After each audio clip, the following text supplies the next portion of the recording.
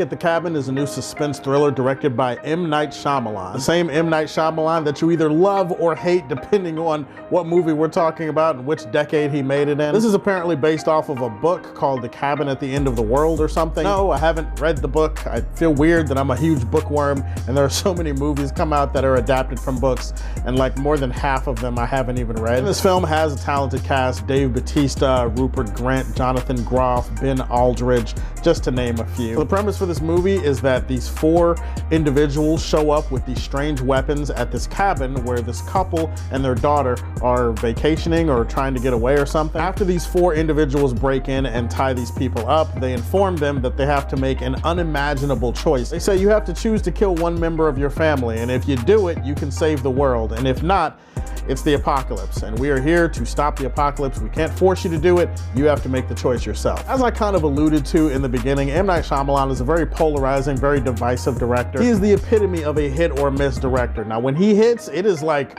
Will Smith at the Oscars level of slappage. Like it hits like crack in the 80s. It's really, really good shit. And when he misses hard. Like he misses everything. Like if you were swinging at bat, the bat would go flying and it would hit somebody else in the crowd. What I will say is that I always appreciate M. Night Shyamalan and his ability to swing for the fences. He's one of the more unique filmmakers that I've had the pleasure of watching. The premise for this movie is what got me immediately. I like the premise, I like the setup. I like the fact that these four people come in, they're clearly scared about what they have to do, but they're also very resolute in their belief that if they don't do this, then the entire world is going to end. Right off the bat, they're putting these characters in tough situations where they have to make these morally ethical choices, while at the same time, it's like a tense thing because they're trying to figure out a way to get out of the situation so they don't have to make a choice. I love that setup and I love the tension that it creates. And if there's one thing that this movie has going for it beyond all else, it's tension. M. Night Shyamalan does a masterful job directing tension in this movie. A lot of it is pulled off with the score, but also with some really dynamic camera movement. There's some really interesting stuff visually that he's doing, and he does the best he can to take advantage of this limited location because most of this movie does take place in and around this little cabin in the woods. But there's a lot of Dutch angles and there's a lot of really uncomfortable close-ups, and I really like the disturbing immersion that the camera work and the cinematography brings to this movie. And because of that tension throughout, you're just kind of sitting there on the edge of your seat.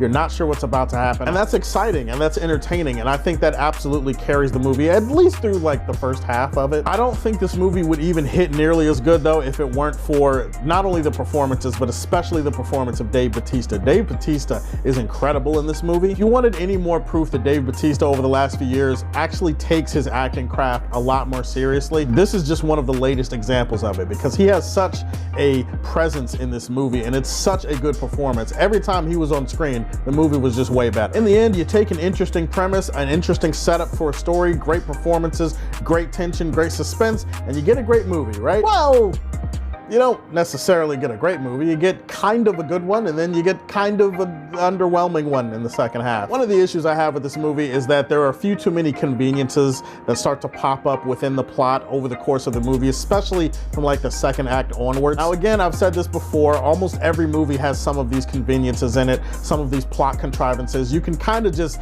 accept it and roll with it, especially if you're enjoying yourself. It's one of those things where it's so blatant and so obvious and so repetitive over the second and third acts of this movie that it makes me think that maybe the writers didn't think about things clearly before they tried to execute it within a scene. I mean, you've heard the difference. There's a world of difference between execution and reality. Something in concept might not actually work the way that you portray it on screen. I'm not gonna spoil anything, but as like a loose example, if somebody's like right in front of you and they're doing something, like it's very obvious that they're doing something, it's very loud too, there's not a lot of noise in the room, it's like, would you not notice that they're doing that thing, or would the plot tell you to just kind of ignore it? There are moments like that just kind of like, okay, well, I feel like common sense was not actually permeating through this screenplay the longer the movie went on. But again, you kind of roll with it. The biggest issue with this film is that it has a lot of stalled momentum. After probably the middle of the second act onward, it feels like the movie can't sustain that tension. It can't sustain that suspense through the end. There's just a lot of uninteresting directions that the movie goes in towards the end.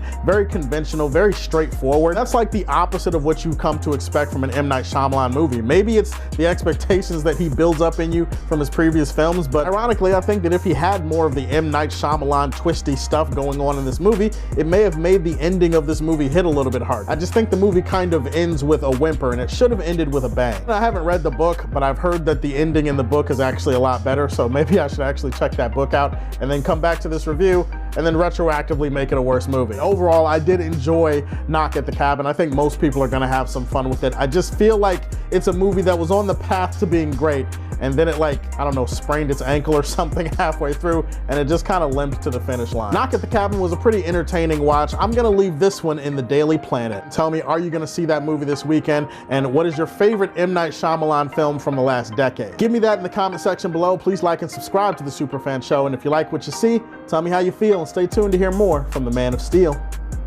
Peace.